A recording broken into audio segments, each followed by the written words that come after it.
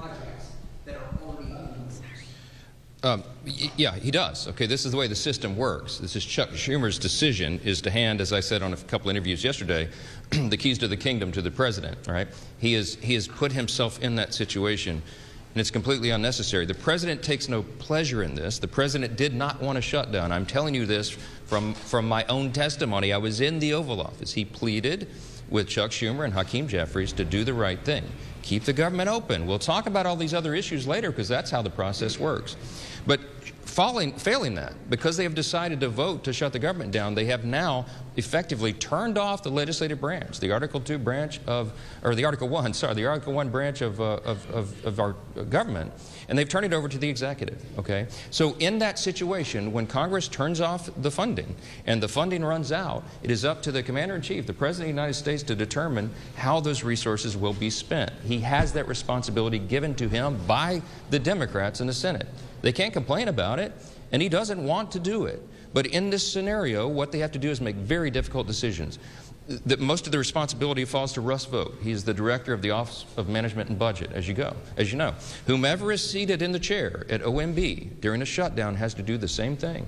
Russ does this reluctantly. We had a 45-minute telephone conference with him yesterday. He talked to all the House Republicans. He takes no pleasure in this because Russ has to sit down and decide, because he's in charge of that office, which policies, personnel, and which programs are essential and which are not. That is not a fun task, and he is not enjoying that responsibility. And it could end today if the Senate Democrats would come to their senses and do the right thing for the American people. But if they don't, and if they keep the government closed, it's going to get more and more painful because the resources run out and more things have to be reduced and eliminated. Now, when he sits down as the director of OMB, he will obviously have a subjective determination on the priorities. And what do you think he would do? Because what would any OMB director do under any president? They're going to look to see for the administration's priorities first and ensure that those are funded. And so those are some very serious determinations that have to be made. We want to protect hardworking federal workers. And these are people who protect all the rest of us, by the way. We mentioned TSA agents, Border Patrol agents. Our troops, the military, are not being paid, and so they're inflicting hardship on people for no reason. Is it constitutional? Is it lawful? Is it part of our system? Of course it is. It always has been. And the Democrats are the ones who have decided to inflict the pain, not the president. Back row, back row. You all have shared polling showing the American public is on your side. I'm wondering if those layoffs happen in mass, thousands of federal workers are eventually cut from their jobs and programs. Do you worry you're going to sort of lose the support of the public in that scenario? No, I mean, look, the reason that we're talking with you so plainly today is to explain to every single American citizen why this is happening. How in the world could they blame the people here who have done our job and sent over a clean CR to keep the lights on? There is no gimmick. People say, why aren't you negotiating with Schumer and Jeffries? Because I quite literally have nothing to negotiate. There's nothing I can pull out of the bill that was a Republican priority to say, oh, we won't do that. Why don't you guys vote for it now? I don't have anything. I didn't put anything in it to send it over. I'm stunned. I'm stunned that they have decided to shut the government down and hurt people. It is on them 100%. The New York Times poll that was put on the Senate floor yesterday, I think it was, day before, they pointed out to Chuck Schumer, who's from New York, of course, that the New York Times, clearly not a right-leaning organization, publication, has found that 65% of respondents said, please, Democrats, don't shut the government down because you don't get what you want. Many of them remember in New York, of course, what Chuck Schumer and AOC and all the rest. AOC literally said that on the House floor several months back. She said, it's not normal to shut the government down just because you don't get what you want. Well, what changed? What changed? It's on them and not us. Yes, ma'am. We've learned that the Senate obviously may take up your bill again, but if it fails, we've been told it's possible senators could go home for the weekend. They won't hold any votes until Monday. Do you think the Senate needs to stay? Of course they do. Of course they do. And the House is coming back next week, hoping that they will be sending us something to work on, that we can get back to work and do the people's business.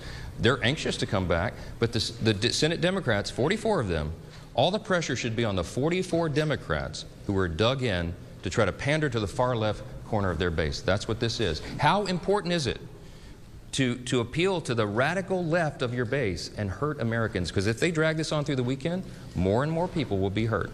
I want you to think about, I come from a big military district, okay? Louisiana's 4th Congressional District is home to Barksdale Air Force Base and the command of Global Strike. The Global Strike Command is in my district. In the south part of my district, we have Fort Polk and the Joint Readiness Training Center. I have lots of active duty military and lots of veterans. I want you to think about the young airman or the young soldier who's deployed right now, defending our freedom and all of us in America's interest. And they've left, I think of this one particular family. This gentleman is deployed. He's got a young wife at home, and they have 3 small children under the age of 6. She's not going to get a paycheck as long as Chuck Schumer is playing political games up here. They don't have a big, I know this family well, they don't have a large tranche of savings, okay? This is going to be a serious hardship. She won't be able to make the car note. She won't be able to maybe pay for groceries for the kids because Chuck Schumer is up here playing games to pander to the far left of his space. It's outrageous. Real people are getting hurt. Veterans are not getting health care services. We have suicide prevention programs, okay, that will not be funded because of this. This is not a game. FEMA services, if your flood insurance lapsed right now and you need to renew it, you can't do that right now. We have hurricanes off the coast of the United States right now. If you buy a home and flood insurance is required, which is in so many places around the country, you can't close on your home right now because Chuck Schumer and 43 friends in the Democrat friends in the Senate are making a game out of this. It is ridiculous. It is irresponsible and dangerous. We'll come in at any hour, at any day to get the job done, but they won't. Yes. Senator Chuck Grassley has said there could be $27 billion of ACA subsidies fraud. I know congressional Republicans have been looking at this issue of the Obamacare tax subsidies with those estimates. Do you have any concerns about that? And also, Susan B. Anthony, Pro-Life America, and 88 total pro-life organizations have said they are concerned that the Hyde Amendment is being averted with those Obamacare subsidies and that people are getting elective abortions through that program. So are conservatives concerned about this? Conservatives are very concerned about the subsidies. Not only that, but they're subsidizing not American citizens, they're subsidizing insurance companies with that, which has driven premiums up. It's got lots of problems, okay? I was in the Oval Office with the President, with Leader Thune, Leader Jeffries, and Leader Schumer a few days ago. And Leader Thune rightfully said to Chuck Schumer, that is a red herring in this, and you all know it. That is the subsidies that you're referring to don't expire until December 31st. We're at the end of September. You're trying to take a December policy issue and insert it into this discussion about whether we're going to keep government operating for the people. That is a ploy. They've done that simply so that they can show a fight against Trump and Republicans. Let me tell you what that is all about. There'll be lots of thoughtful discussion, deliberation, and debate about that because there's lots of opinions and it needs major reform. Leader Thune told Leader Schumer very clearly in front of the President, before that's even considered, you have to take on real reforms to address those issues. And they demonstrated right there in front of the President. He saw it for himself. That's not a simple issue. That's going to take weeks to deliberate and discuss and debate. But that's the beauty of the process. We have 3 months to do that. That is not an issue for today. The only issue is whether they're going to vote to keep the government operating for the people. Clear, plain and simple. Yes, sir. Mr. Speaker? Thank you so much.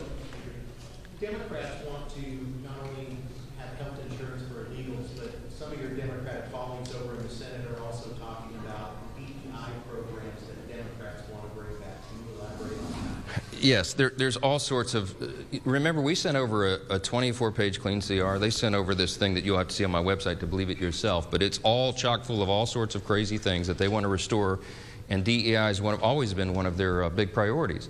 They want to spend $1.5 trillion new dollars of spending is what they're demanding to keep the lights on around here. It's absurd, and they should know it. They're all wrapped around the axle about these woke progressive programs being ended, but that's what the election was about.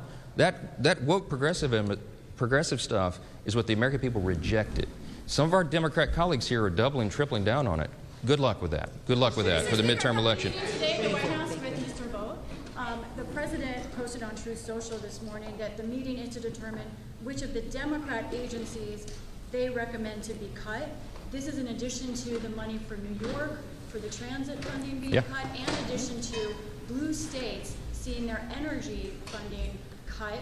2 questions on this. I mean, do you think this is political targeting? Is that appropriate? And then in addition, HUD had on its agency webpage blaming radical Democrats for this. Is that an appropriate use of taxpayer money being overtly political? It's something we haven't seen before. I think what the HUD website says is the objective truth that we're telling you right now. There are 44 Democrats in the Senate, and by the way, every Democrat in the House except one who voted to shut the government down.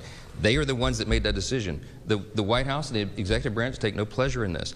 But when they are tasked with determining what their priorities are, obviously they're going to follow their principles and priorities and not the other team. That's the results of an election that everybody voted in, a popular election in Electoral College.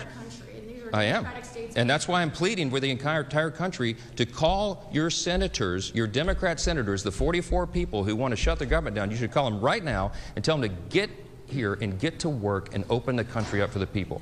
So many of you asked me this morning about sombreros and memes and why Hakeem Jeffries is all alarmed by that. But look, these are games. These are sideshows. People are getting caught up in battles over social media memes. We've got to keep this is not a game. We've got to keep the government open for the people. I don't know why this is so complicated. And to my friend Hakeem, who I was asked about, man, just ignore it.